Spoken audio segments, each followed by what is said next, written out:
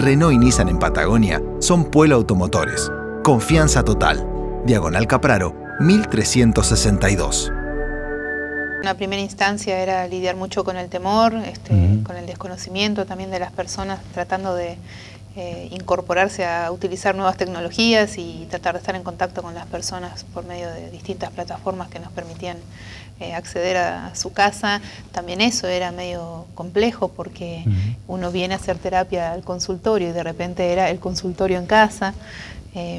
También para nosotros como profesionales, claro, porque no estábamos muy acostumbrados a utilizar ese tipo de plataformas, entonces fue todo un proceso de adaptación y de aprender a vincularse a través de una cámara.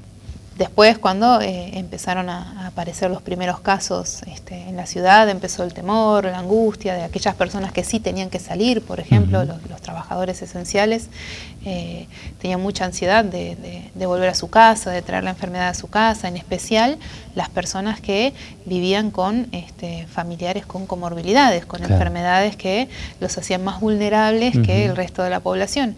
Eso generaba muchísima ansiedad en las personas. Y dificultades en los vínculos.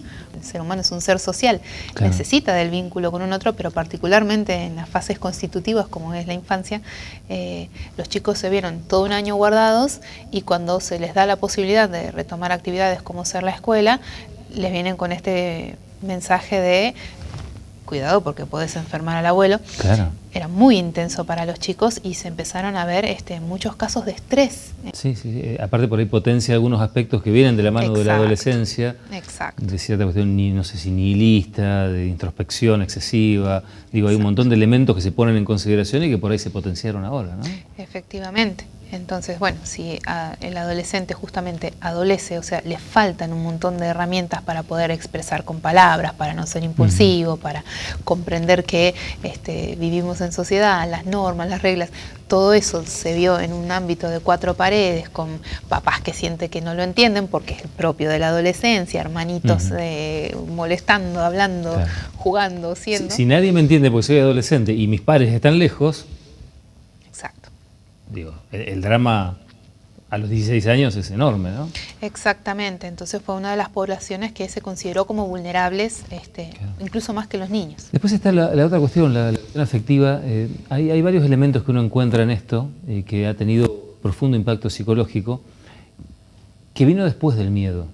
El miedo fue un componente, porque después del miedo, el miedo se materializó, lamentablemente, para muchas familias que perdieron familiares. Y hubo como una cuestión, y acá no me quiero meter en el territorio de lo religioso o de lo ritual, pero hubo un montón de familias que no pudieron despedir a sus seres queridos.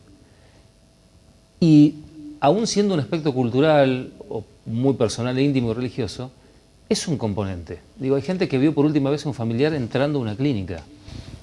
Y eso es difícil de madurar, ¿no? Exactamente. Todas las situaciones en la vida requieren de un cierre, ¿no? Como que las cosas empiezan, tienen un nudo y un desenlace, terminan. Cuando ese fin se ve truncado, se produjeron muchos episodios de lo que llamamos el duelo patológico, de no poder resolver un duelo de la manera apropiada.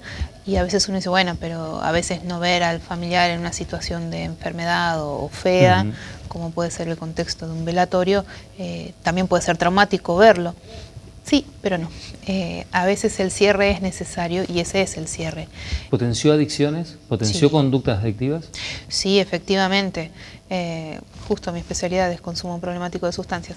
Realmente sí, hemos notado no solamente por ahí la potenciación del consumo, sino las recaídas, porque era tan difícil poder sostener los tratamientos y el poder ayudar a las personas a entender que eventualmente esto iba a pasar, que eventualmente íbamos a poder ir volviendo a algo parecido a lo que conocíamos antes de marzo del 2020.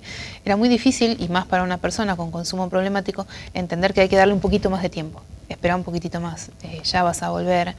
Y a todo esto también se le agregaba cuestiones que tienen que ver con lo laboral, muchas personas que quedaban sin trabajo y más ansiedades, entonces más tendencia al consumo por las angustias que les generaba el no poder proveer. Se vio mucho consumo en varones también que tenían esta sensación de haber fracasado en cuanto a sostener a sus familias, a ser el proveedor, y que le cierren el negocio o que el hotel no funcione. Bueno, somos una ciudad que tiene mucho que ver con el turismo y demás, y con el comercio, y bueno, todas esas actividades se vieron bloqueadas, cerradas, hasta que bueno, se encontró la vuelta de esto de la venta online y demás, pero bueno, muchas personas quedaron sin trabajo, quedaron por lo menos paradas, y eso generó mucho consumo problemático.